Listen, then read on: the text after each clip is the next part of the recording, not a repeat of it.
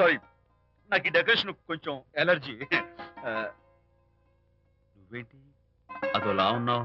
సిగ్గా? శాంతి, ఇంకెవరు పడుకో. శాంతి, అయ్యో ఏంటి శాంతి, నువ్వు అడ్వాన్స్ అయిపోతున్నావు. అడ్వాన్స్ కాదు, ఏం కాదు.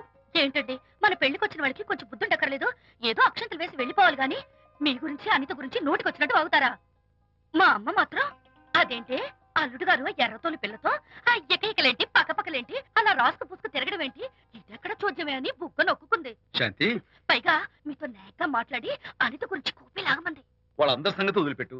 అసలు నువ్వు నా గురించి ఏమనుకుంటున్నావు? ఏంటండి మీరు, ఏంటి మీరు అసలు మీరు నా గురించి ఏమనుకుంటున్నారు? షిడ్నీ షెల్డన్ జెఫ్రీ ఆర్చర్ నవలలు చదివిన దాన్ని నేను పోయి అలా అనుకుంటానా? అరే వా.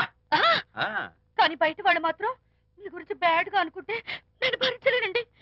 అసలు నీకు నా మీద డౌట్ లేనప్పుడు ఎవరేమనుకున్నా నీకేంటి? అది నిజమేననుకోండి, కానీ నాకు డౌట్ వచ్చే పరిస్థితి మాత్రం రానివ్వనని ప్రామిస్ చేయండి.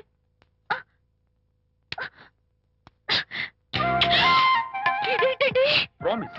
అయ్యో, ఇదేం ప్రామిస్ అండి? ప్రామిస్ చేయడంలో ఇదో కొత్త టైపు డెకరేషన్. ఇంకోసారి చేయనా? ఛీ, పోండి. అందంతో పాటు అర్థం చేసుకునే భార్య దొరికినందుకు ఐఎమ్ రియలీ హ్యాపీ. శాంతి, ఈ ఉరుములకి గట్టిగా కౌగిలించుకుంటే ఎంతో థ్రిల్గా ఉంది కదా. ఈ వర్షంలో తడుస్తూ మరింత గట్టిగా హత్తుకుంటే ఎంతో మత్తుగా గమ్మత్తుగా ఉంటుంది కదా. మన ఈ డెకరేషన్ ని వర్షంలో పెట్టుకుందామా?